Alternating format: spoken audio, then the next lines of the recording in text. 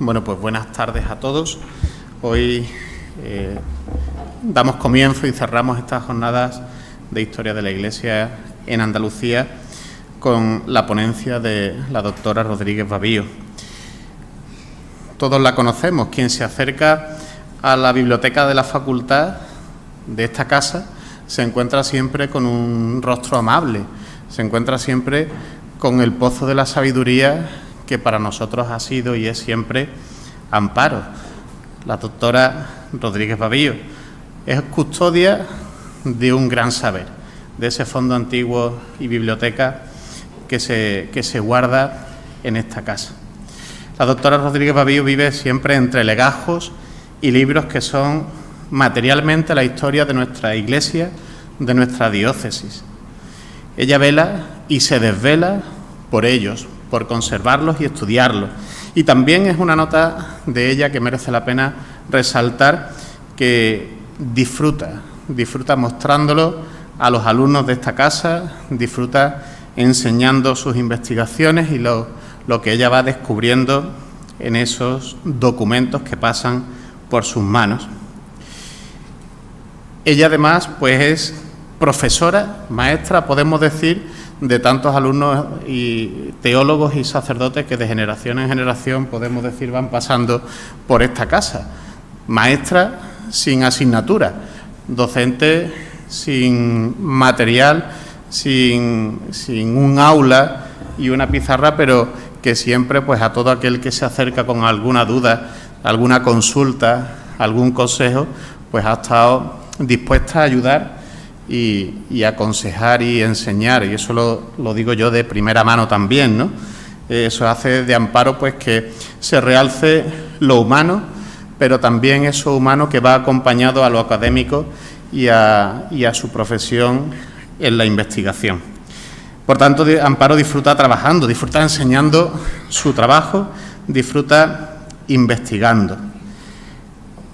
Nacida en Sevilla en 1969, Amparo es doctora en Historia por la Universidad de Sevilla, encargada del Fondo Antiguo en la Biblioteca Benedicto XVI de la Facultad de Teología de San Isidoro de Sevilla, como ya podemos deducir por lo que he ido diciendo. Es investigadora en temas de religiosidad popular, hermandades, cofradías, archivos de estas instituciones. Archivera también de la parroquia de Santa Ana. Recientemente, en este año pasado de 2022, defendía su tesis doctoral dirigida por María del Carmen Álvarez Márquez y Pablo Alberto Mestre Navas, titulada La Biblioteca del Antiguo Seminario Conciliar de Sevilla, estudio y catalogación del Fondo Antiguo en los siglos XV y XVI. Además, Amparo la doctora Rodríguez Babío es persona de grandes convicciones y de profunda fe, que ha logrado compaginar con su estudio, con su investigación, como demuestra su vivencia y su trabajo en la parroquia de Santa Ana, trianera como ella sola. Su colaboración y su estudio en los archivos de las hermandades, que también vive desde la religiosidad popular. Sería muy interesante, lo que pasa que no tendríamos tiempo suficiente en esta tarde para presentar y exponer pues su prolífica investigación, como demuestran sus muchas publicaciones, muchos artículos y libros que hacen que nos demuestren que Amparo ha sabido meterse, investigar y conocer los archivos de las parroquias de Sevilla, el Fondo Antiguo de la Facultad, archivos de hermandades y todos aquellos fondos documentales relativos a congregaciones y religiosidad popular. Eso hace pues que ella sea la persona más idónea para hablarnos hoy de los archivos parroquiales y la biblioteca Benedicto XVI de la Facultad de Teología de San Isidoro de Sevilla. Y hace pues que tengamos un gran interés para escucharla y ver que ella puede aportarnos, enseñarnos y darnos a conocer de estos archivos y de la biblioteca de esta casa.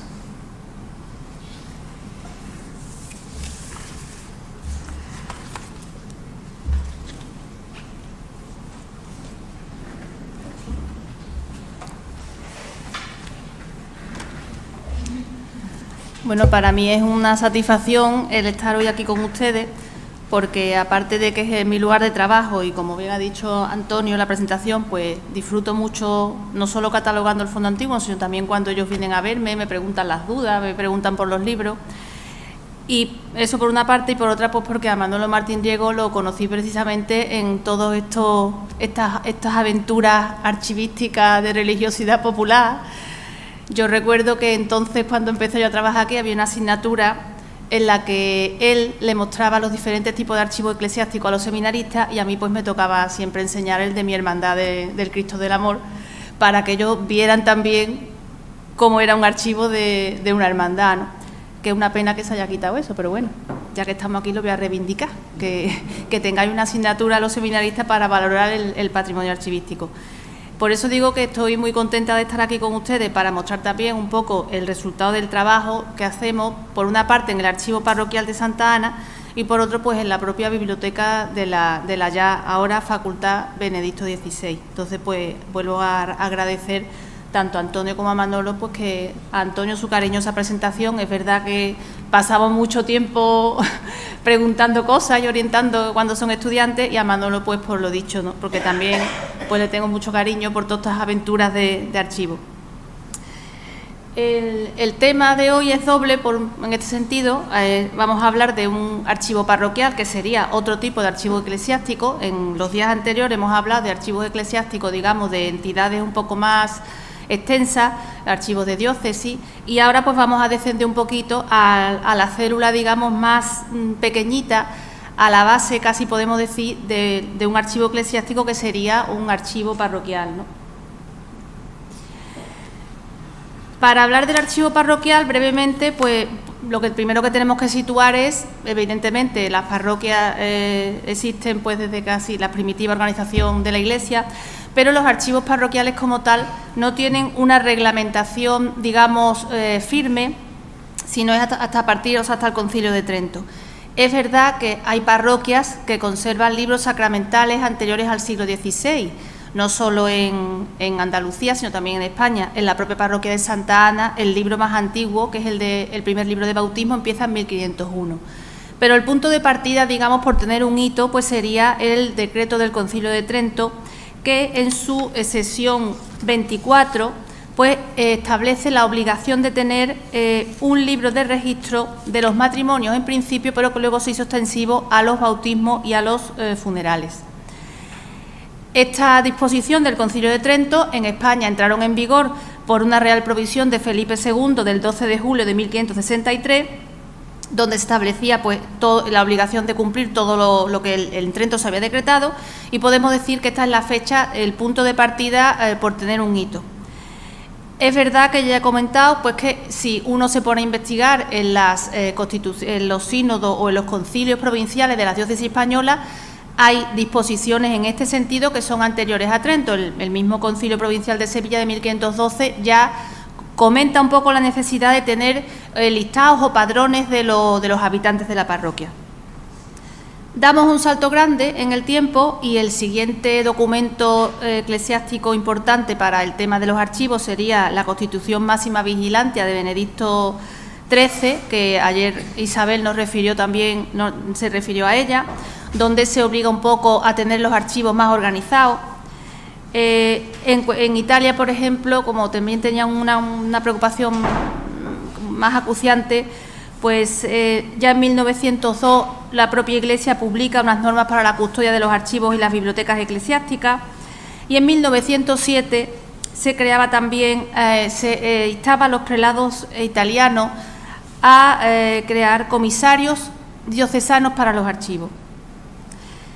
Otro punto de partida, otro hito sería pues el Código de Derecho Canónico de 1917, donde expresamente tiene una serie de cánones del 372 hasta el 384 que establecen las bases para la organización de los archivos diocesanos, pero también los archivos parroquiales.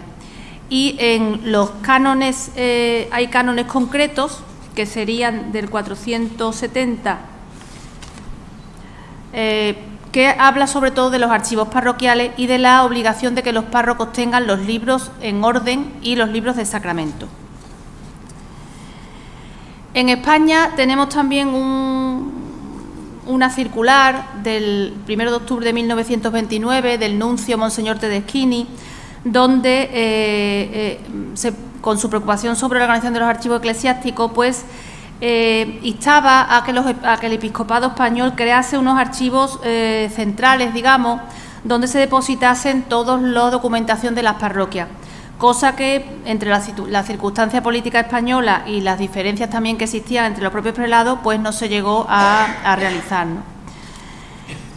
Pasamos en el tiempo un poco más y en todo este tema de los archivos todavía, vamos, se averigua o se vislumbra, pero no está dicho claramente, que también se comentó ayer en estos días pasados, que realmente los archivos de las parroquias o de la Iglesia no son archivos de tipo administrativo, sino son archivos con una función claramente pastoral.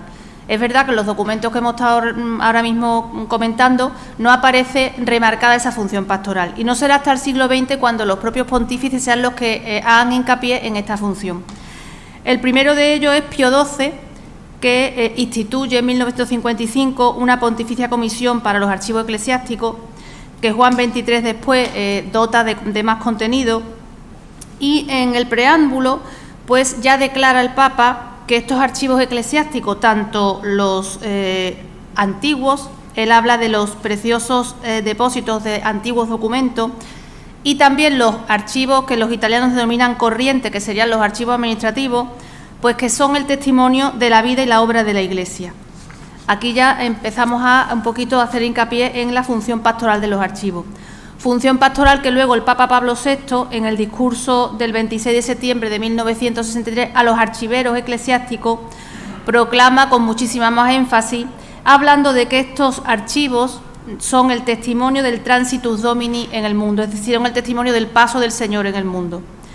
Ya Juan Pablo II crea una comisión más específica para los bienes culturales de la Iglesia, y esta comisión hace un documento también más específico para los archivos eclesiásticos, y en el Código de Derecho Canónico de 1983, que sustituye de 1917, pues no se legisla nada nuevo, sino que se conserva lo que ya venía en el del 17, haciendo sobre todo hincapié en que los párrocos tengan los libros ordenados. Este hincapié, digamos, se hace porque Manolo, sobre todo, que ha investigado las visitas pastorales, pues era una cosa muy común que encontrarse muchas veces los visitadores que no estaban los libros con la decencia, ni con el orden, ni con el cuidado que tenían que tener. Entonces, esta ha sido una preocupación, digamos, que ha sobrevolado siempre por los prelados, las diócesis, el que en las parroquias custodiaran esa documentación con las debidas cautelas y también con el debido cuidado, ¿no? Aterrizando un poco ya en la diócesis de Sevilla, pues en el año 2007 se publicaron unas orientaciones ante las peticiones de consulta para investigación en los archivos parroquiales, porque es verdad que los archivos parroquiales tienen una función pastoral, pero evidentemente cuando hablamos de archivos parroquiales que pertenecen al siglo XVI o al XVII o al XVIII, ahí también hay una función investigadora, de la cual pues se pueden entresacar pues multitud de temas antropológicos, sociales, de religiosidad popular, de economía, de estadística. Y debido a esta avalancha de gente que quería consultarlo, pues se establecieron estas orientaciones, más que nada encaminadas a salvaguardar también la integridad de los archivos. Porque una cosa también que cuando la gente se acerca a investigar a los archivos, una cosa que siempre te suelen preguntar es aquello de que por qué no se digitaliza, por qué no se cuelga, por qué no está accesible, y es una norma fundamental en todo archivo que se precie, pues que no puede haber duplicados de los archivos ni archivos paralelos en ningún tipo de soporte. Y eso es para un archivo parroquial como el de Santa Ana, pero también es para el Archivo Histórico Nacional. O sea, eso son normas básicas de... Entonces, este tipo de cosas son las que se aclaran en estas orientaciones de los archivos parroquiales, para evitar un poco también algún malentendido, incluso algún mal uso de esa documentación. Igual que han estado comentando estos días pasados, que toda la documentación no es consultable porque hay una serie de plazos que hay que cumplir administrativos, sobre todo cuando estamos hablando de libros que recogen sacramentos, que recogen bautismos, que recogen matrimonio. Todo eso tiene también, está por supuesto sometido a las leyes vigentes del Estado español en cuanto también a la protección de datos. Es decir, que hay que, digamos, advertir a las personas que acuden a los archivos, pues que evidentemente no somos una isla ni somos un mundo paralelo donde todo el mundo pues puede hacer de todo, ¿no? Yo en el año 2001 empecé a organizar el archivo de la parroquia de Santa Ana. El entonces administrador parroquial, don Manuel Azcárate Cruzado, ante la enfermedad y la imposibilidad de don Juan Martín Pérez, que era el párroco, de poder estar en la parroquia, pues viendo el archivo, pues me pidió, sabía que yo estaba metida en cosas de estas, pues me pidió que lo organizase. Comenzamos a organizarlo, ya digo, en el año 2001, nos habilitaron una capilla para ir poniendo la documentación que se encontraba y ya digo que desde el año 2001 estamos organizándolo. La parroquia de Santa Ana es una de las parroquias más antiguas que hay en Sevilla. No se fundó de nueva planta tras la reconquista de San Fernando, sino que es una fundación de Alfonso X el Sabio, su hijo, en 1266, hacia 1266. Y es una parroquia, yo siempre cuando explico la parroquia a la gente que va a visitarla, digo que la parroquia de Santa Ana es un templo votivo, porque es un templo construido en acción de gracias por un milagro que Santa Ana le hizo al rey Alfonso X. En la imagen aparece una tabla, que es de finales del 19, que reproduce la historia de la fundación de la parroquia y la curación milagrosa del rey. Esta tabla, según nos cuentan las crónicas, existió desde el inicio de la parroquia y se fue renovando ante el desgaste de las más antiguas, y la última vez que se renovó fue en 1863, creo, que se hizo esta, para que la gente supiese del carácter un poco milagroso de la parroquia. Por eso, entre otras cosas, pues la parroquia tiene el título de real ante la curación de Alfonso X. No existía un templo en Triana porque la parroquia que existía estaba situada en la capilla del Castillo de San Jorge, que es donde hoy se encuentra en las ruinas. Sobre las ruinas está el mercado de Abasto. La gente de Triana no tenía parroquia y entonces el rey, como había prometido a Santa Ana hacerle una iglesia, pues la hace en Triana, que es donde no había un templo. Por eso se dice también que estilísticamente y en cuanto a estructura material, el templo de Santa Ana es el más antiguo de la ciudad de Sevilla, porque es una construcción del siglo XIII. Se empezó sobre 1266-70 y se calcula pues que para 1280 estaría ya más o menos terminado. Por supuesto, con las adiciones, como pasa en todas las iglesias de las parroquias históricas de Sevilla, con las adiciones al que el paso de los siglos pues le han ido añadiendo: la torre, las capillas que en otros estilos, las reparaciones que hubo que hacer tras el terremoto de Lisboa, pero la base fundamental y bueno, y las líneas generales, pues es un templo gótico, ¿no? La parroquia de Santa Ana fue la única parroquia a este lado del Guadalquivir, podemos decir, hasta 1911. En el siglo XVI se habilita como ayuda de la parroquia la que hoy es parroquia de la O. La parroquia de la O, que entonces era la iglesia de la O, existía un hospital vinculado a la Hermandad de Nuestra Señora de la O, que sigue también teniendo su sede en el mismo templo, y se habilitó para ayudar a la parroquia en el cuidado pastoral de las personas que vivían, digamos, del Altozano para la calle Castilla. Hoy en día nos resulta muy curioso, nos parece que de la calle Pureza a la calle Castilla tampoco hay tanta distancia, ¿no? Pero entonces sí existía dos zonas muy claramente diferenciadas en lo que es el barrio de Triana. La zona que rodeaba justamente a la parroquia de Santa Ana, con la calle Pureza, el Pelay Correa, San Jacinto, y una zona que estaba, digamos, de Castilla hacia el Patrocinio, que sobre todo en la parte final estaba un poco más así, como más en plan rústico, ¿no? Podemos decir. La parroquia de la O se habilita como ayuda, con lo cual pues también se impartían sacramentos y, en fin, y servía un poco de alivio a Santa Ana. Y en 1911, cuando se realiza también en la diócesis una reorganización de las parroquias, teniendo en cuenta que llevaba ya pues casi 500 años funcionando como tal, aunque no lo era, pues se elevó, se erigió la parroquia de Nuestra Señora de la O. que sigue hasta, vamos, que continúa su andadura. Entonces, a partir de 1911 sí existen 2 parroquias en Triana. Luego ya, con el paso del siglo XX, pues se han ido creando muchas más. Se creó la de San Jacinto, se creó también la de los Salesianos, bueno, y todas las más modernas, ¿no?, en la zona más moderna. Ya digo que los archivos, el archivo se comenzó en el 2001 a arreglar. Lo primero que hubo que hacer fue trazar un plan para saber cómo se iba a organizar y para saber qué documentación había. Se trazó una hoja de ruta, se trasladó todo a la Capilla de las Confesiones, porque las diferentes series documentales estaban repartidas en despachos y capillas. Se habilitó también, se pensó también habilitar, evidentemente una vez que se organizara no se podía dejar donde habían estado. Entonces se habilitó en una de las capillas del trascoro, la capilla de San Francisco, había una habitación pequeñita que tiene la misma altura que la nave. Entonces esa habitación, que antaño había sido la sacristía de esa capilla, porque esa capilla era de una capellanía, pues se habilitó como depósito documental con 3 plantas y ahí se fue poniendo la documentación según se iba catalogando.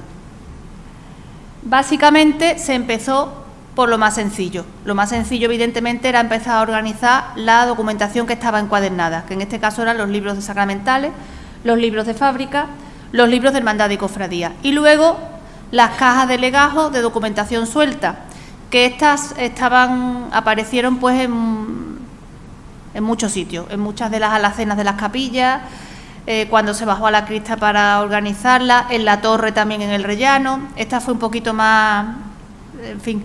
Yo llegaba de sábado a un sábado y me encontraba allí un legajo nuevo que había aparecido cuando habían subido a arreglar no sé qué cosa. En fin, cosas que pasan, ¿no?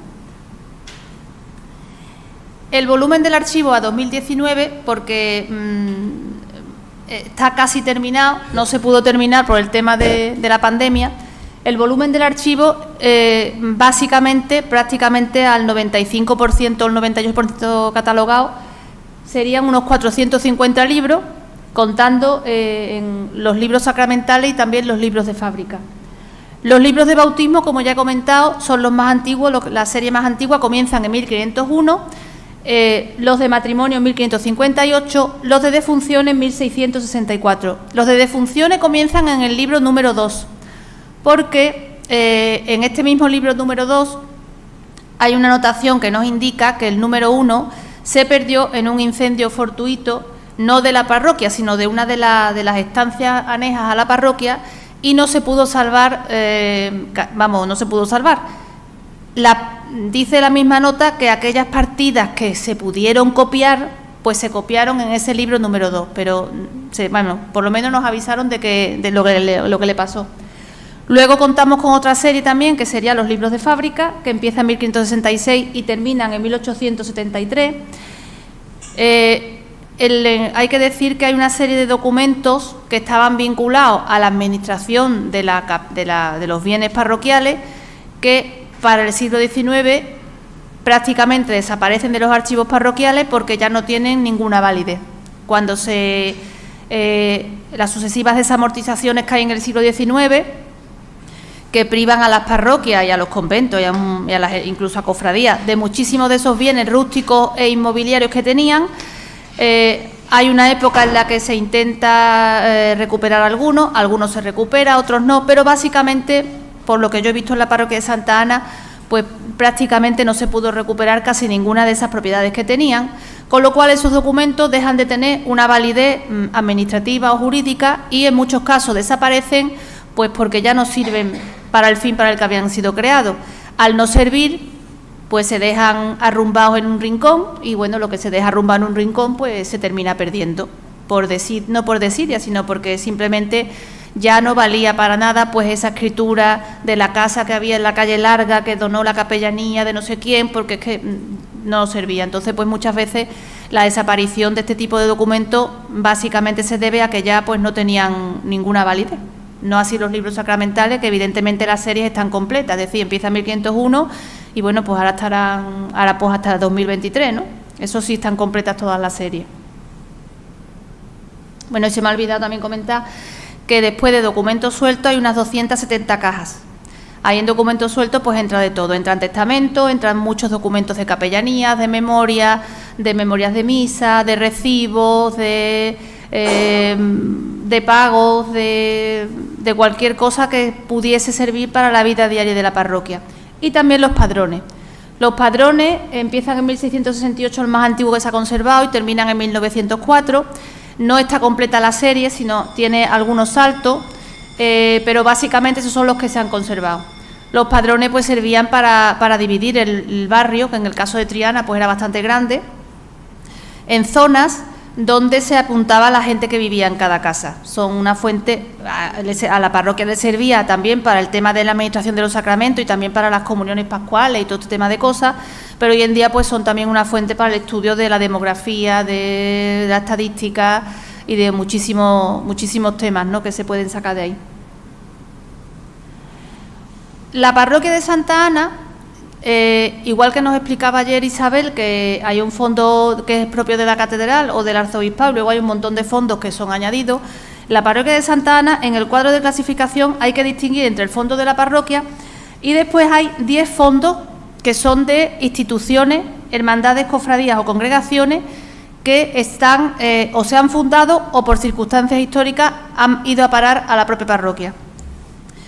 En este caso sería la Hermandad del Santísimo Sacramento, la del Dulce Nombre de Jesús, la de la Pura y Limpia Concepción, la del Sacerdote de San Joaquín, las Ánimas Benditas del Purgatorio, la Hermandad de Nuestra Señora del Carmen, Ánimas Benditas de Santa Teresa, la Congregación de los Sagrados Corazones de Jesús y María, Congregación de Jesús Crucificado y María Santísima, Esclavitud de Santa Ana y Sociedad de San Vicente de Paúl.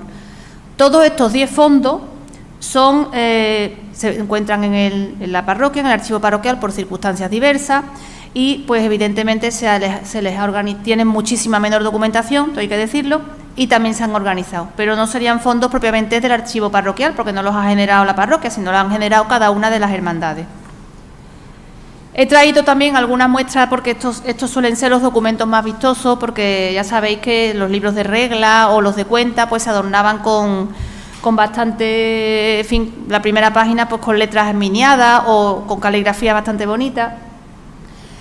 He traído la regla de la Hermandad de la Pura y Limpia, que hoy en día, junto con la del Santísimo Sacramento, se encuentra fusionada con la Hermandad de Penitencia de la Esperanza de Triana, pero hay que decir que los archivos se encuentran en la parroquia porque así lo establecieron las bases de fusión de las dos hermandades.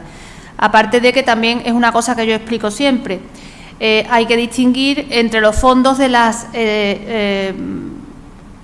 dos hermandades por separado. Cuando se fusionan surge un fondo nuevo. Entonces, en este caso, por eso están puestos por separado el fondo de la Sacramental y el fondo del Dulce Nombre de Jesús y el fondo de la Pura y Limpia, que después al final terminan todos revertiendo en lo que es la Sacramental. Este es el libro de reglas. Esta hermandad es una hermandad muy curiosa porque la funda una señora que era del barrio, que está enterrada, sigue estando enterrada en la parroquia, doña Josefa de Barros y Saavedra. Nació y vivió y murió y toda su vida la pasó en Triana. Su padre fue piloto mayor de la flota de Nueva España y ella pues funda esta hermandad por su gran devoción a la Pura y Limpia. Funda una hermandad con números clausus, la mitad de los hermanos tenían que ser eclesiásticos, la otra mitad de los miembros de junta podían ser seglares. Y bueno, pues la señora pues establece una serie de normas en las reglas y se conservan tanto un ejemplar impreso del siglo XVIII, cuando se hizo unas adiciones a esa regla original, como este manuscrito de esas mismas reglas que serviría seguramente para después hacerlo impreso, ¿no? La otra hermandad también de la que hemos hablado, que tiene también de los fondos más antiguos, es la del Santísimo Sacramento. Esta hermandad se funda en 1540. No está fundada como otras sacramentales de Sevilla por los hermanos o por los feligreses de la collación, sino que la funda el clero parroquial. En 1540, un clérigo de Triana que se llamaba Pedro de Espinosa va a Roma y obtiene del Papa una bula para fundar una hermandad sacramental agregada a Santa María de la Minerva en Roma. Por eso se celebra también desde los inicios la procesión que hoy llamamos del Corpus Chico el domingo de la octava. Todas las hermandades que estaban agregadas a la Minerva tenían ese privilegio. Y el privilegio era hacer una procesión del Corpus en el domingo de la octava del Corpus. Este es uno de los documentos que se encuentra, es un libro de actas, como vemos, pues decorado con el anagrama de María y el anagrama de Jesús. En 1972 ya he comentado que se fusiona con la Hermandad de Penitencia de la Esperanza de Triana. Hermandades curiosas también que están extinguidas. Este sería el caso de una hermandad extinguida, la Hermandad de Sacerdotes de San Joaquín.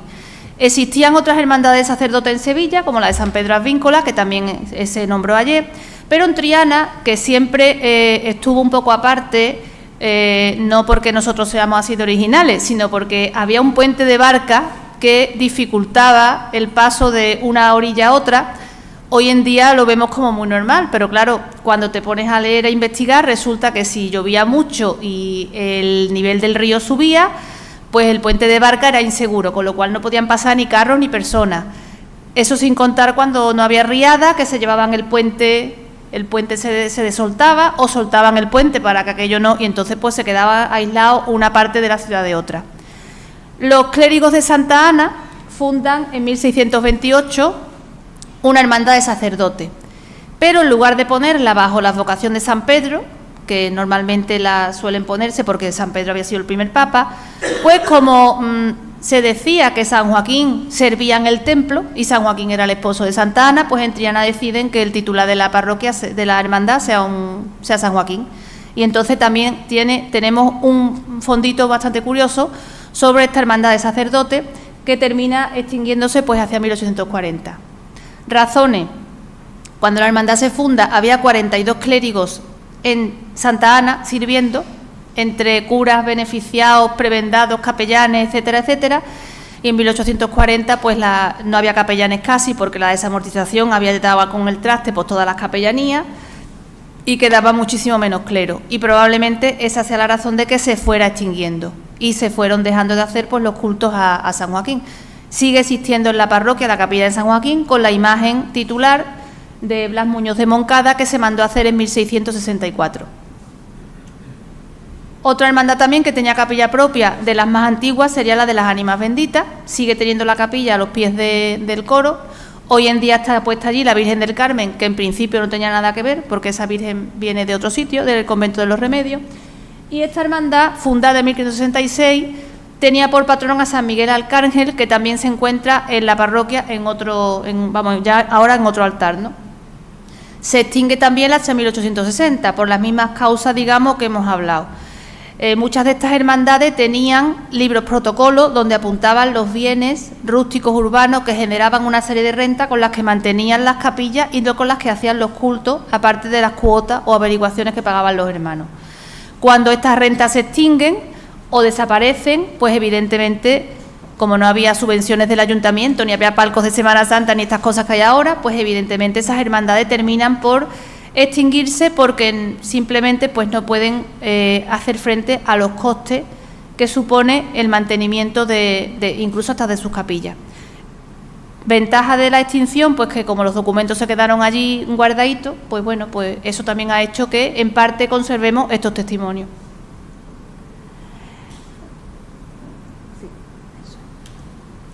Pasamos ahora un poco a la segunda parte de la charla, que sería un poco la historia de la propia Facultad de Teología, ¿no? La biblioteca Benedicto XVI que hoy vemos en realidad es la suma de una serie un fondo primigenio, pero después en realidad es la suma y la adición de varios fondos que se han ido añadiendo, podemos decir bibliográficos, o que se han ido, digamos, agregando a ese núcleo original. Hay que decir que la Biblioteca Benedicto XVI en realidad en un origen fue la biblioteca del seminario. En esta diapositiva he puesto un poco los pasos desde la creación del primer seminario conciliar de Sevilla hasta la actual Facultad de Teología. Sevilla no tuvo seminario en el siglo XVI, ni en el XVII, ni en el XVIII, porque aunque en el Concilio de Trento se obligaba a que las diócesis tuviesen un centro para la formación de los seminaristas, lo cierto es que en Sevilla en esa época existían una serie de colegios que suplían esa falta de seminario. En Sevilla estaba el Colegio Santa María de Jesús, estaba el Colegio de los Dominicos de Santo Tomás, estaba el Colegio de San Hermenegildo de los jesuitas, estaba el Colegio de San Acacio de los agustinos. Había una serie de centros de enseñanza a la que acudían no solo los que pertenecían a esas órdenes o congregaciones, sino también podían acudir incluso laicos, como en el caso de San Hermenegildo, o incluso sacerdotes diocesanos. Los que tenían más fama y que, según se decía, formaban mejor eran los de Santo Tomás de los Dominicos, que estaba el colegio en la propia calle Santo Tomás, y, por ejemplo, Santa María de Jesús, que es el germen de la actual universidad. Como aquí los sacerdotes podían acceder a una formación bastante buena, pues ningún obispo de esa época se vio en la necesidad de crear un seminario. Pero en el 19 la cosa cambia, porque todos esos colegios, que también tenían sus propiedades, son, digamos, desamortizados de alguna otra manera. Se desamortizan los conventos donde estaban esos colegios, con lo cual pierden la propiedad, y también se desamortizan pues las órdenes. Muchos de esos sacerdotes o de esos frailes son obligados a exclaustrarse o, en algunos casos, se integran en el clero diocesano. Ahora sí que ya no tiene la diócesis ningún centro de información para sus sacerdotes.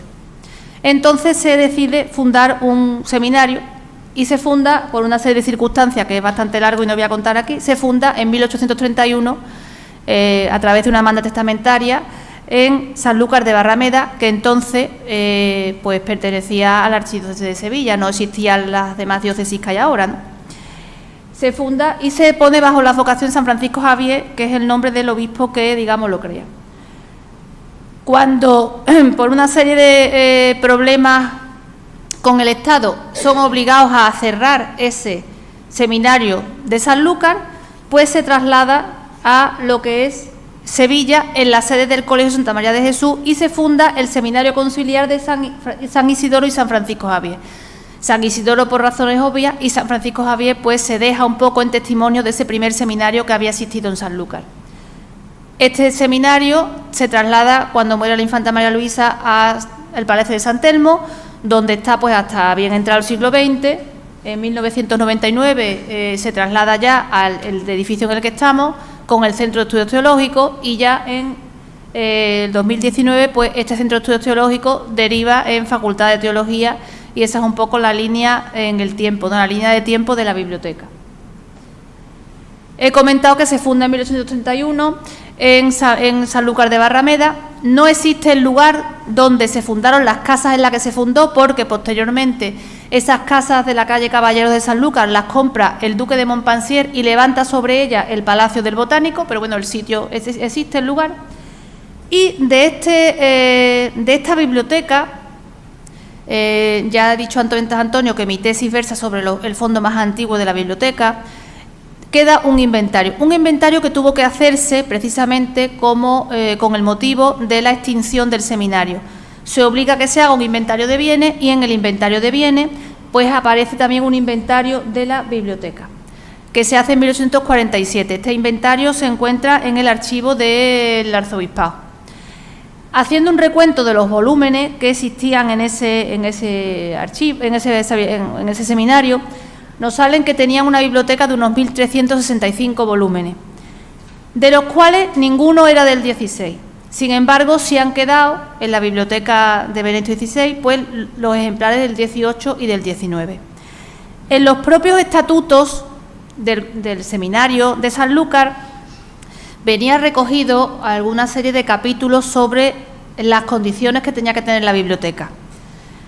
Se sabe pues que tenían biblioteca, que además en la biblioteca también funcionaba un poco como un gabinete científico, porque cuando se hace el inventario se hace la relación de los libros, pero también se hace relación de otras cosas que había allí, no solo las mesas, las sillas o las estanterías, sino también algún tipo de instrumento científico, una colección de mineralogía, mapas geográficos de España, una esfera almilar, es decir, funcionaba un poco como biblioteca y también gabinete de ciencias, ¿no?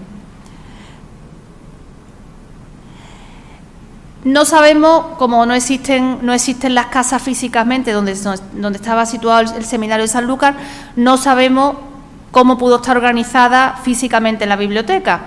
Pero, bueno, sí sabemos que esos volúmenes pasaron a lo que es el Colegio de Santa María de Jesús. Cuando se traslada en 1847, evidentemente se trasladan también todos esos libros. Aquí esa es una foto del antiguo, de cómo estaba el antiguo colegio antes de la modificación de la Puerta de Jerez, que empieza en los años 10 y algo, empiezan a modificar toda esa zona y se tira pues parte del colegio. Lo único que queda actualmente es la capillita, que la capillita, no sé si esto ¿con esto se ve? No sé cómo es. La capillita sería, esto sería lo que queda actualmente, la ventana esta y la capilla, porque la puerta de la capilla no estaba a la calle, sino que para entrar en la capilla había primero que entrar en la puerta del colegio, que es esta. Por algunos testimonios que han quedado, pues se sabe que al primitivo núcleo, digamos, del seminario de Santa María de Jesús, se fueron añadiendo casas aledañas con idea de ir ampliando, porque había más seminaristas. Al final pues aquello era un poco incómodo, porque por mucho que intentaban unir las diferentes fincas, pues aquello no salía del todo bien, y la biblioteca parece ser que no reunía, digamos, las condiciones adecuadas pues para poder estudiar, ni siquiera para poder mantener ahí los libros, ¿no? Es verdad que ya en 1888 el rector Silvestre Pérez Godoy, pues en una lección inaugural que ha quedado impresa, pues él mismo comentaba que a la biblioteca le faltaba espacio. Él mismo decía que era incompleta y deficiente y que no tenía un sitio, digamos, ni cómodo ni adecuado para él. También faltaba un poco de presupuesto, según decía don Silvestre Pérez Godoy, para comprar libros más modernos, a pesar de que algunos prelados como Judas José Romo, Tarancón, Lastra o Lluch sí habían intentado adquirir bibliografía más moderna y más al día para completar la formación con los tratados y con los manuales al uso, ¿no? Porque el problema era que en el 1888 pues a lo mejor se seguía estudiando la teología en un manual del siglo XVIII. Incluso en algunos de estos obispos o arzobispos pues habían hecho suscripciones a revistas teológicas europeas, pero con todo la biblioteca pues no reunía las condiciones, digamos, necesarias. De esta época nos ha quedado un índice que está aquí en la biblioteca, de la biblioteca hecho en el año 1857, donde nos arroja una suma de unos 3.740 volúmenes, así grosso modo, porque en el índice hay algunas hojas que están arrancadas. Esta es la portada del índice, como vemos, con la típica portada con las letras de caligrafía, pero luego es muy curioso porque recogiendo una tradición inveterada en los archivos y en las bibliotecas eclesiásticas, cuando había algún suceso importante, pues se apuntaba en el libro importante, igual que en los libros sacramentales, por ejemplo, de Santa Ana, entre partida y partida, aparecía este día cayó un rayo y se rompió la torre, o este día entró el rey por la puerta no sé dónde, ¿no? O hubo una inundación y se ahogaron. Pues aquí es muy curioso que se apuntó, la tinta ha traspasado la portada, aquí detrás se recogió el autógrafo del patriarca Macario Haddad, que era el patriarca grecomelquita, que en 1862 hizo una gira por España para recaudar fondos para su iglesia y dejó su autógrafo en francés y en siríaco en el libro. Yo lo del siríaco y lo del árabe, pues evidentemente don Pablo Díez fue el que yo pensaba, yo cuando lo vi suponía que la transcripción el francés correspondía a lo que estaba en siríaco, pero como yo no sé, pues aquí se lo enseñé a don Pablo Díez, que es el experto, y me dijo que efectivamente, que lo mismo que ponía en francés, lo ponía en siríaco y en árabe. Y no es más que el obispo Macario Haddad, pues comenta que ha visitado el seminario, que ha celebrado misa en la capilla y que su corazón se ha alegrado ante la vista de los profesores y de los seminaristas que había allí, y que les ha suplicado que rezaran por él y ha rezado también él pues para que progresen en ciencia y en sabiduría, ¿no? Y también ha rezado por la gloria de la Iglesia de Sevilla. Sabemos también por otros testimonios que efectivamente el patriarca Haddad pues estuvo en Madrid también, en la corte de Isabel II, pues con idea de eso, de recaudar fondos, y esta visita también quedó reflejada en el boletín eclesiástico. El índice general, que esto sería una página, es mucho más completo y más riguroso que el que teníamos de Sanlúcar de Barrameda. ¿Por qué? Pues porque el de Sanlúcar era simplemente un inventario que hubo que realizar con motivo de la extinción del seminario, es decir, no tenía un uso bibliotecario, pero este sí. Entonces, este se organiza en columnas, que nos da una información bastante interesante, porque no solo nos pone el autor y el título, sino que nos pone la fecha, y aquí ya encontramos que hay muchísimos volúmenes que son del siglo XVI y también del siglo XV. También nos aparece la asignatura que tenían ellos, que usaban ellos. Es decir, que nos está dando también una información muy interesante sobre la organización que le daban a la biblioteca en esa época. ¿Qué significa esto? Pues que nos está datando también, evidentemente, que este fondo de los libros más antiguos del seminario pues no procedía de Sanlúcar, sino que se adquirió o llegó a la biblioteca estando ya el seminario en Santa María de Jesús.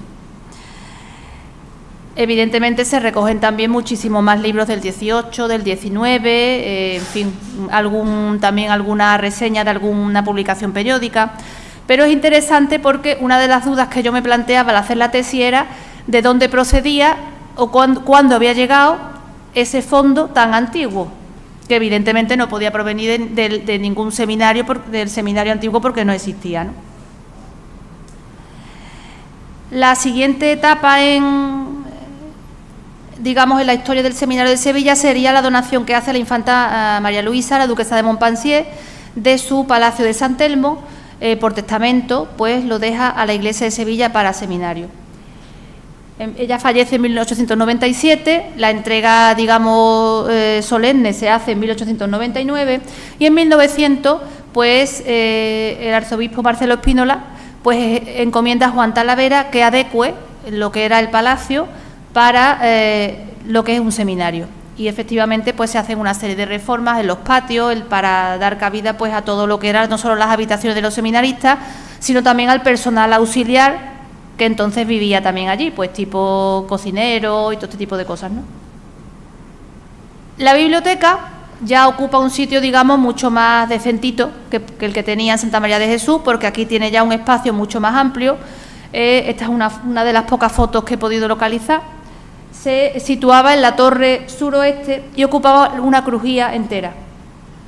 Evidentemente se organizaba mucho mejor, aquí tenían más cabida y mejor organización lo que eran los propios libros de tanto el fondo antiguo como el moderno, y esto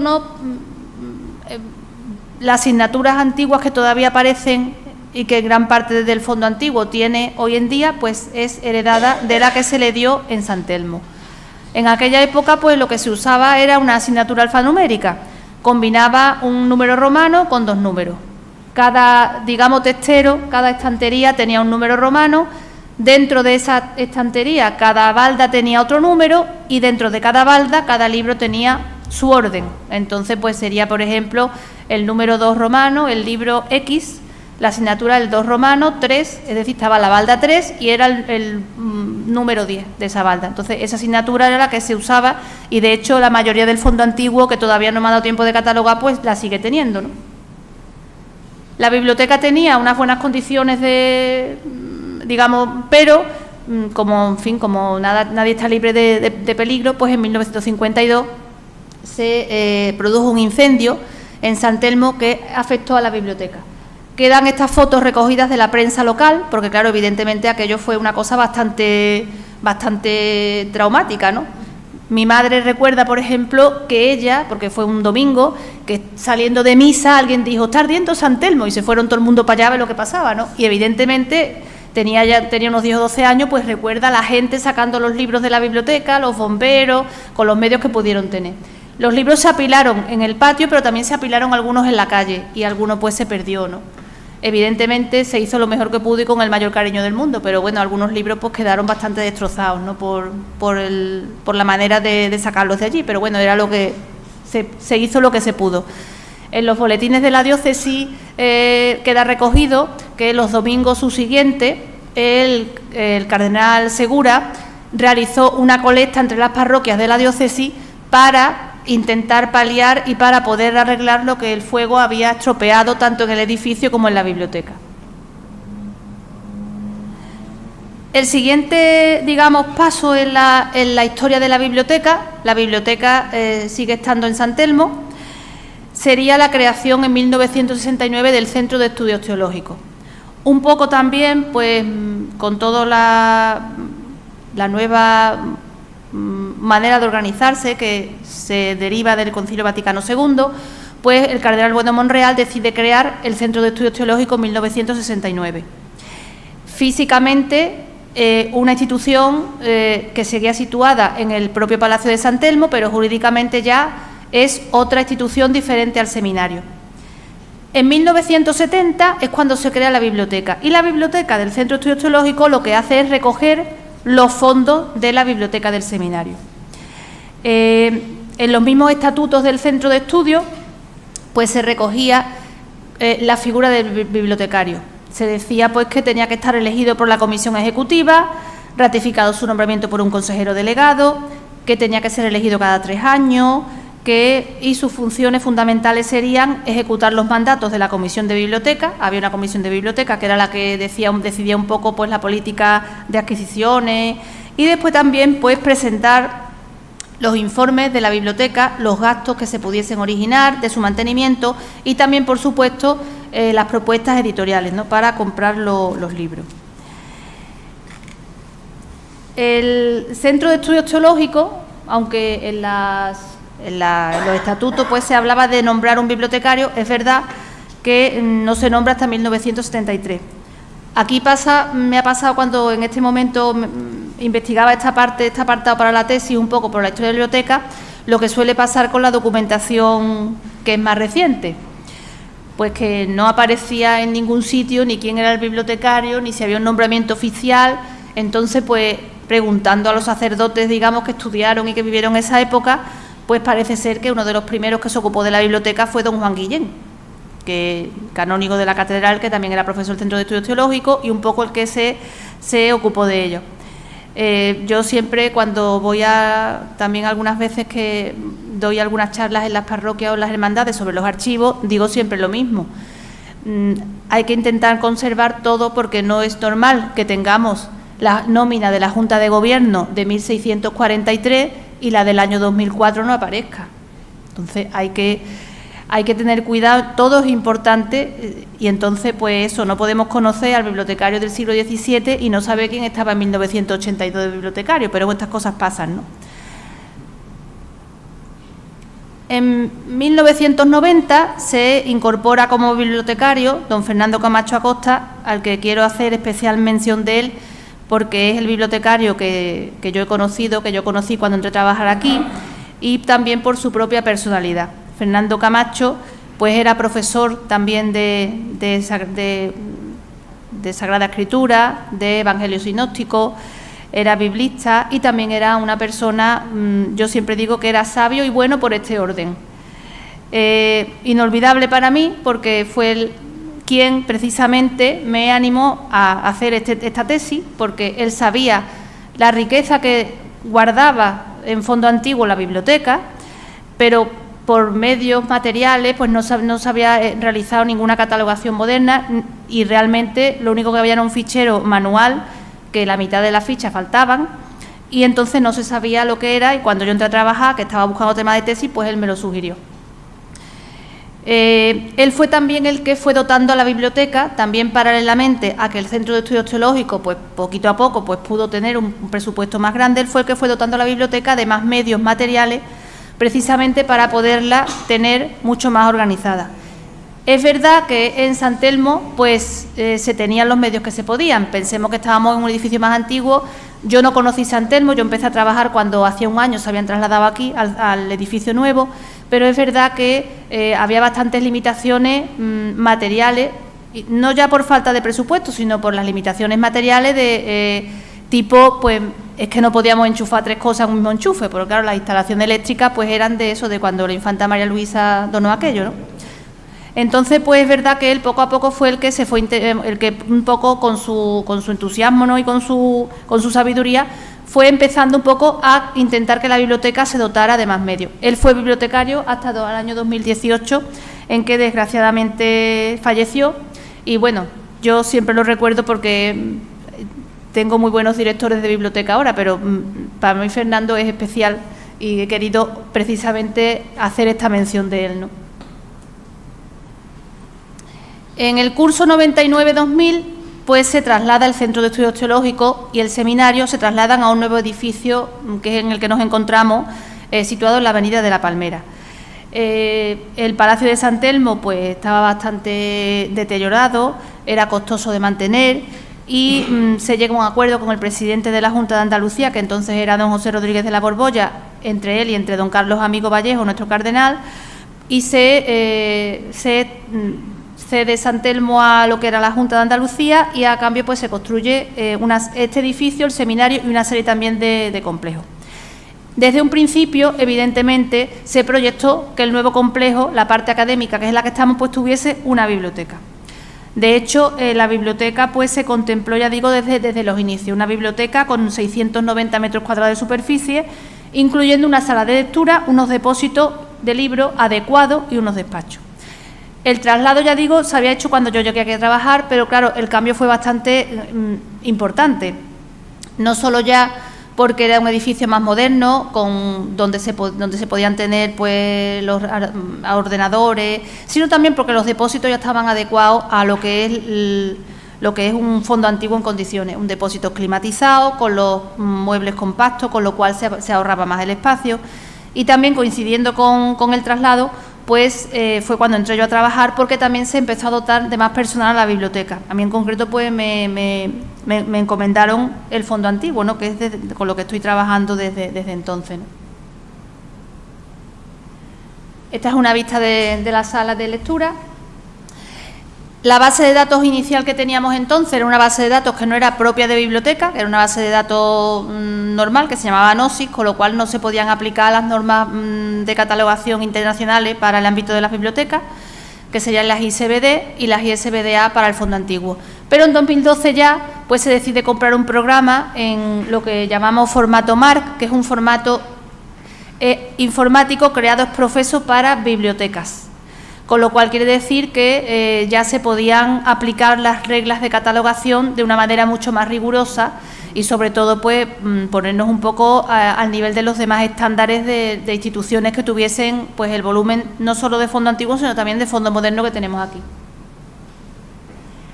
La biblioteca hasta el 2014 era simplemente la biblioteca del CET, no tenía nombre, la pobre, no se le había ocurrido a nadie bautizarla, pero en 2014 pues se decide ponerle el nombre del Papa reinante en esa época, que era Benedicto XVI, y de hecho el 13 de marzo pues Monseñor Ladaria inaugura, que entonces era secretario de la Congregación para la Doctrina de la Fe, pues inaugura la biblioteca, colocándose desde entonces una placa de bronce con la firma del Papa en la puerta, que es un poco ya como si dijéramos el logotipo de nuestra biblioteca, ¿no? El siguiente paso en la historia de la biblioteca pues sería la elevación del Centro de Estudios Teológicos a Facultad de Teología. Desde los años, casi desde los inicios, pues se había estado luchando por recuperar para Sevilla una Facultad de Teología. Manolo Martín Riego sabe mucho más de esto porque él lo ha estudiado, pero existió una universidad pontificia en Sevilla donde se estudiaba teología, que por circunstancias diversas fue suprimida, al igual que otras muchas de España, y el anhelo desde entonces pues de los arzobispos y cardenales de Sevilla era recuperar esa sede, esa universidad para Sevilla. Tras muchísimos años de dimes y diretes, de politiqueos varios y en la conferencia episcopal, pues por fin el 2019 pues se consigue que Sevilla recupere pues un centro de referencia para el estudio de teología, ¿no? Y el 24 de septiembre del 2019, Giuseppe Bersaldi, cardenal prefecto de la Congregación de la Educación Católica, pues inaugura, erige en Sevilla la Facultad de Teología de San Isidoro. He de decir que cuando en 2018 pues fallece Fernando Camacho, se nombra otro director, que es aquí mi querido Pablo, fue el director interino entre Centro de Estudios y Facultad, y que actualmente el director de la biblioteca en 2020 fue designado don José Manuel Martínez Guisasola, que es también profesor de aquí de la casa. La biblioteca en cifras. A mí las cifras me gustan poco porque soy muy de letra, pero bueno, hay que dar una ideilla de... La biblioteca en cifras pues sería el fondo antiguo, lo que está ya totalmente catalogado y conocemos ya lo que hay con exactitud, porque uno de los problemas a los que nos enfrentamos es que muchas veces no sabemos lo que hay exactamente.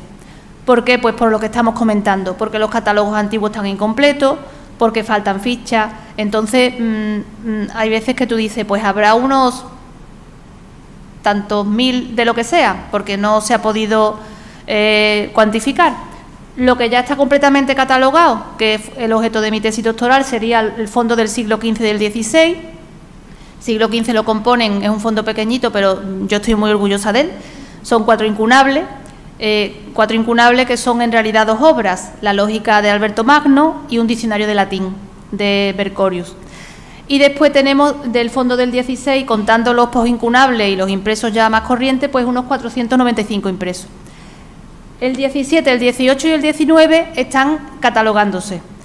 Se calcula que habrá unos 11.000 volúmenes entre los tres siglos. Evidentemente, del 17 habrá más libros que del 16, del 18 más que del 17 y del 19 todavía más que del 16, 17 y 18, porque es normal, ¿no?, que la imprenta también pues va y se publican muchas más cosas. Pero ya digo que estamos en trance de catalogarlo. Sí, también se está poniendo al día el catálogo de autoridades, que tampoco se había hecho nunca. El catálogo de autoridades está completo ya para los fondos del 15 y el 16, y de los demás siglos pues está en curso. Conforme se van catalogando, pues se van añadiendo al catálogo aquellos registros que no estén normalizados. El fondo contemporáneo, evidentemente, desde el siglo XX y XXI, pues muchísimo más amplio, porque hay muchísima más bibliografía de todo y comprende unos 70.000 volúmenes. En el siglo XX, además, pues se incluyen también algunas cosas curiosas, fondos también de tema local, que aunque sea tema local, pues después resulta que son, como es tema local, pues son impresos que son más raros, ¿no?, de historia de Sevilla o de historia de sus tradiciones, o libros a lo mejor pues del siglo XIX también hay unos cuantos bastante interesantes. Hay de eso publiqué yo un artículo hace años en el anuario, un fondo muy curioso, una colección curiosa pues de tema napoleónico, de temas relacionados con Napoleón, con obras también que son bastante raras. Tema local, ya digo que hay muchísimos, pues está la historia de Andalucía de Guichot, todos estos estudios del 19, por ejemplo, de Collantes de Terán sobre la historia de Sevilla, González de León, Justino Matute, todo eso, por ejemplo, es un fondito que es bastante interesante. Y después otra cuestión también que la biblioteca cataloga y que posee serían las publicaciones periódicas. Las publicaciones periódicas también hay algunas que son bastante antiguas, que son del 19. Por ejemplo, está la revista La Cruz, que es una revista decimonónica pues de tema religioso, y hay otras, por ejemplo, como la Civiltà Católica, que están pues desde que empezó. O sea, tenemos desde 1890 y no sé cuánto que empezó, pues están todos los números de la Civiltà Católica. Aquí habrá unos 1.000 títulos en conjunto, pero activos, es decir, que sigan editándose o que nosotros sigamos recibiendo, unos 600. Porque gran parte de estas publicaciones se reciben por intercambio con Isidorianum, que es la revista que se edita desde que se inauguró el Centro de Estudios Teológicos, y también ahora con la edición del Anuario de Historia de la Iglesia pues también hay algunos intercambios. Algunos de estos intercambios, o bien porque la revista deja de editarse, o bien porque no interesa a la institución con la que se intercambia, pues se interrumpen. Después de la dichosa epidemia del COVID, pues ha habido muchísimas revistas que han dejado de editarse por temas de coste, porque o bien son de instituciones religiosas o centros de estudio o órdenes que a lo mejor pues no tienen para seguir manteniéndolas. Y también hay muchísimas que han decidido editarse solamente online, con lo cual pues ahí estamos, ¿no?, un poquito perdiendo títulos, pero bueno, básicamente los activos son unos 600. Esto sería un poquito, os he traído el título de mi tesis, que se defendió el 1 de abril de 2022, y lo ilustré con una de las Biblias también que hay en el fondo antiguo. El fondo antiguo, pues evidentemente la mayor parte de la temática, de las materias de las que se ocupa, son de las materias de la teología. Sagrada Escritura, comentarios a la Sagrada Escritura, por supuesto Santo Tomás de Aquino, los Santos Padres, sermones, temas mariológicos, todas las obras de los padres de la Iglesia, ediciones en griego, historia de la Iglesia y en menor medida, aunque también hay un fondito bastante interesante, pues temas también de derecho canónico, cuestiones de teología moral y de derecho canónico. Esto es una portada de una Biblia del 16, la edición de Sante Pannini, que es una de las ediciones que se hace antes de que Trento fije el texto, digamos, fundamental. Sabéis que en Trento se fija canónicamente cuántos libros tiene que tener la Biblia, algunos se desechan, otros se organizan. Esta sería de antes de Trento, con lo cual tiene pues aquellos libros, digamos, que después se eliminaron. Y a mí me gusta muchísimo porque la marca del impresor es preciosa. La marca del impresor es esa imagen que se ve ahí, que representa a Sansón llevándose las puertas de Gaza, que es una imagen bíblica, por supuesto con una estética completamente renacentista, y el lema del impresor, que es Hugo de Laporte, pues hace un juego de palabras entre su apellido francés y las puertas de Gaza, ¿no? Y el lema es Libertatem meam mecum portum, que significa llevo conmigo mi libertad, con lo cual es una cosa bastante bonita, ¿no? Y es una idea un poquito bastante interesante para aplicarla a cada uno en nuestra propia vida, ¿no? Más cosas que tenemos en la biblioteca. Esta sería la portada del diccionario de latín, del que he hablado, que es uno de los incunables que tenemos, que es de 1499, está impreso en Nuremberg por Coberger, y con una anotación que nos marca su procedencia. Ya he comentado que muchos de los libros que hay en la biblioteca del Fondo Antiguo estaban ya en Santa María de Jesús, pero las diferentes procedencias, pues algunas veces sabemos de dónde provienen por estas notas de sus antiguos poseedores. Hay un fondo importante que procede de la desamortización. Se dice siempre que cuando se desamortizan los conventos, y las bibliotecas, por supuesto, también son desamortizadas, pues el grueso pasa a la universidad. Y es verdad, muchos de estos fondos desamortizados están en la biblioteca de la Universidad de Sevilla, pero hay que contar con el factor humano. El factor humano, que es el imprevisible y es el que nos hace pues que nos encontremos que parte de esos fondos desamortizados llegaron al seminario. ¿Cómo llegaron?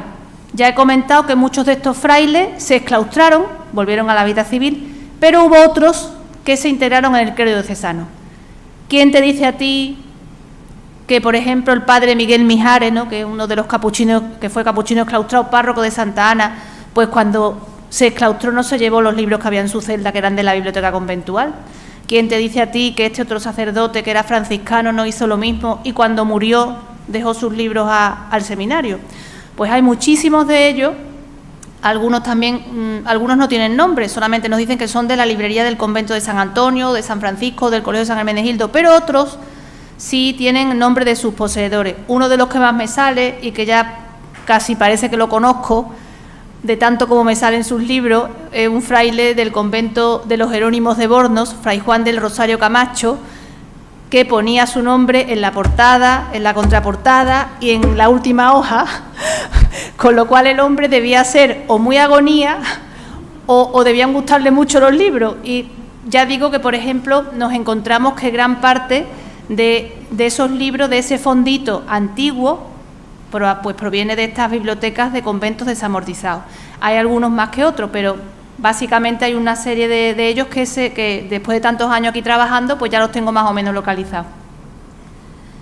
Esta es la portada del otro incunable, que es la Lógica de San Alberto Magno, que está impresa en 1494 en Venecia. Cuando los seminaristas van a la biblioteca, yo les enseño los dos incunables. Yo les digo los niños porque, bueno, para mí son mis niños. Y le digo siempre que resulta curioso que el que es más tardío en el tiempo tiene la letra completamente gótica, está impreso en Nuremberg, y el que es más antiguo, que está impreso en Venecia, combina los dos tipos, combina la letra gótica, pero ya el hecho de estar impreso en Italia con un renacimiento en pleno apogeo, pues hace que empiecen a usar la letra humanística. Esto es también una cosa muy interesante, bueno, los que nos dedicamos a estas cosas, pues nos gusta ver estas cosas, que la tipografía, que hay quien no comprende cómo nos puede gustar tanto, pero nos gusta, ¿verdad? Los tipos, las letras, y yo siempre les pongo de ejemplo cómo también es interesante el observar estas características más allá de que el texto sea la lógica de Alberto Magno y de que podamos ver qué edición se ha usado o cuál se ha usado o cuál se ha dejado de usar. También les digo siempre que una de las cosas que más valoramos las que nos dedicamos a esto es la calidad del papel. Después de catalogar estos libros con estas calidades tan buenísimas de papel, pues la verdad es que esto te parece... Yo también les digo de broma, con 500 años quiero estar así, porque tiene 500 años y está prácticamente nuevo. Alguna manchita de humedad, a lo mejor de alguna mojadura, pero está perfecto. Hemos hablado de curas bibliófilos. Algunos eran simplemente sacerdotes a los que les gustaban los libros. Hace unos años publicamos, Manolo y yo, un artículo sobre un párroco que hubo en Sevilla a principios del siglo XX, en San Juan de la Palma y San Pedro, que era don José de Vides y Sacristán, que también ponía en sus libros todo su nombre 20 veces, pero este hombre era un bibliófilo empedernido y hay algunas de las obras del 16 que las compró él. También sabemos que cuando murió, evidentemente, dejó su fondo a la biblioteca del seminario. He comentado que hay después una serie de libros que no sabemos por qué están aquí. Pues como comentábamos en estos días, se ha comentado muchas veces, pues yo esto no sé por qué está en el archivo, yo esto no sé por qué está en la biblioteca, porque no sabemos por qué está, pero el caso es que está. Entonces hay un tercer apartado de volúmenes que no tenemos idea de por qué aparecen aquí, pero bueno, el caso es que los tenemos y bueno, pues nuestra obligación es catalogarlos y tenerlos pues dentro de la colección, formando un poco pues este fondo, que es rico no solo por las obras que tiene, sino también porque cada libro realmente nos cuenta una historia de su poseedor, de los caminos que corrió hasta llegar a la biblioteca y hasta llegar a hoy en día, que nosotros pues lo podemos ver y catalogar y disfrutar de ellos, ¿no? Y esta es una vista también de la biblioteca, de la entrada de la biblioteca, con la vitrina donde exponemos también algunas cosas antiguas, algunos facsímiles que tenemos, que se van cambiando cada año, y donde también se encuentran pues los ordenadores de consulta y un poco es la entrada de la biblioteca. Sin más, darle las gracias por vuestra presencia y espero que os hayan entrado muchísimas ganas de venir a la biblioteca.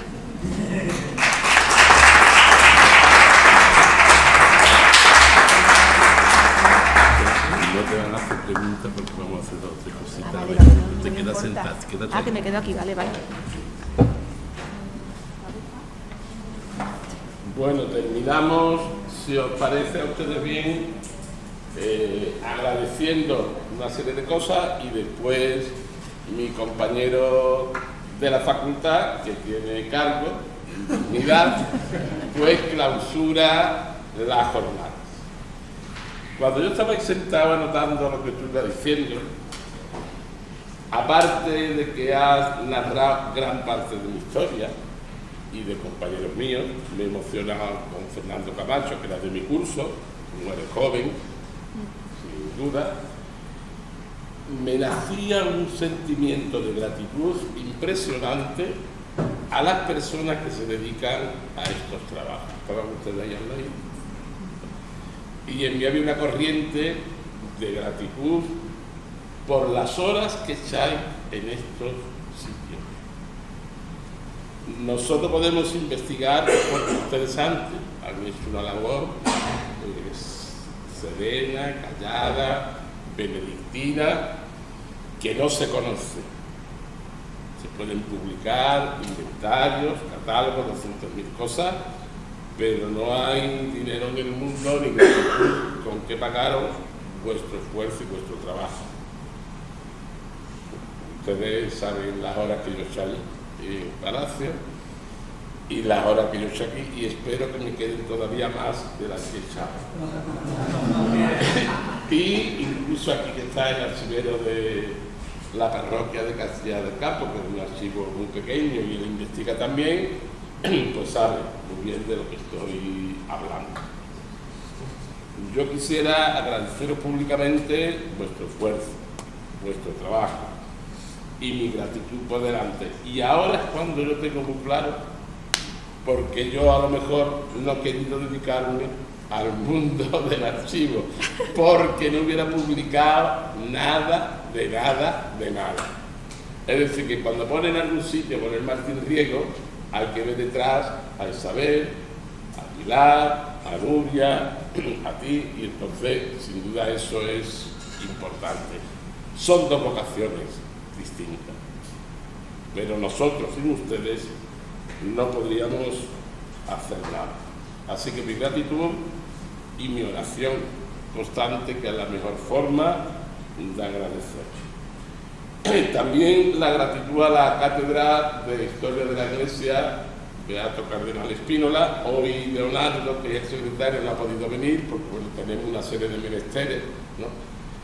Y bueno, felicitar a la Catedral, que a lo mejor que figura el director, pero pasa como en toda la vida, ¿no? Nosotros también trabajamos, Isabel también pertenece, ahora va a pertenecer Juan Pablo, nuestro querido párroco de Pilar también es de la cátedra, y entre todos vamos creando pues estas jornadas que se benefician, pero sobre todo la difusión, aparte de que aquí venimos normalmente pocas personas, porque esto debe ser muy habitual en todos los ciclos de conferencia, se suple con el anuario y también se suple con la red, porque hay 40 y tantas personas o 50 que se han unido a este tipo de actividad, ¿no?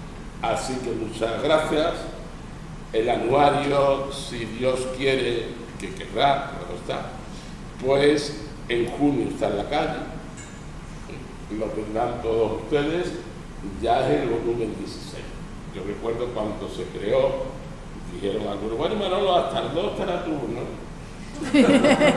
También me lo dijeron de Siduriano en 1992, y fíjate ustedes por donde va de Siduriano, no sé qué número va, 40 y tantos, o cosas así. Así que muchas gracias, repito, las gracias a todos ustedes, gracias a los alumnos, porque esto es nuevo para ustedes.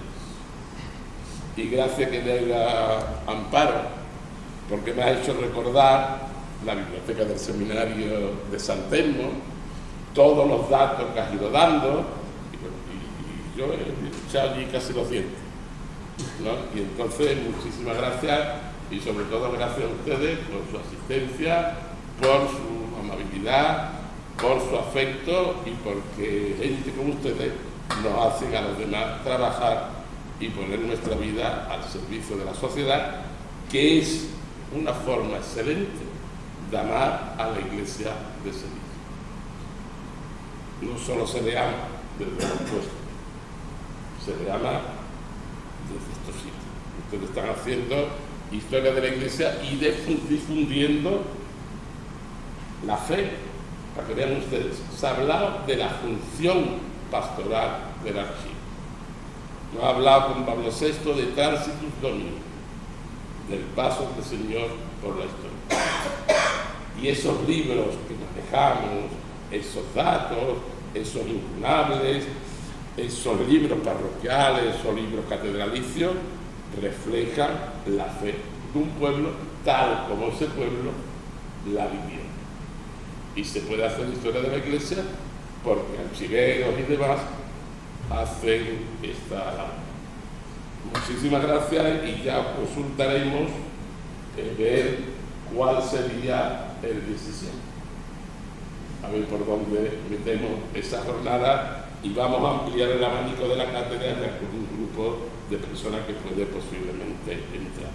Muchas gracias y ahora le toca a las autoridades.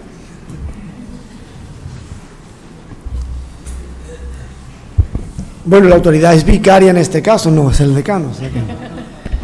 Bien, volver a agradecer nuevamente a la doctora Rodríguez Fabío la charla, que ha sido ha compaginado erudición y también el hacerlo ameno, ¿no? Aunque dice Manolo que, claro, vienen pocas personas a estas conferencias, pero los temas de historia de la Iglesia tienen una ventaja importante.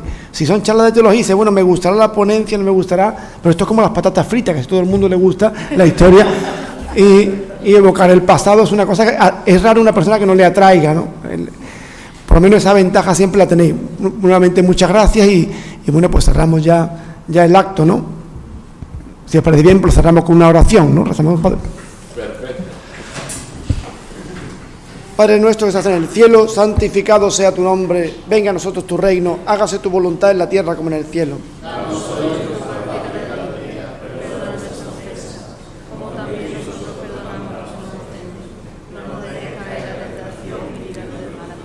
Dios te salve María, llena eres de gracia, el Señor es contigo, bendita tú eres entre todas las mujeres y bendito el fruto de tu vientre Jesús. Santa María, Madre de Dios, ruega por nosotros pecadores, ahora y en la hora de nuestra muerte. Gloria al Padre y al Hijo y al Espíritu Santo. En nombre del Padre, del Hijo y del Espíritu Santo, nos encomendamos a la pura y limpia que tan devota es Amparo de ella, ¿no? Por supuesto, y a la Divina Pastora.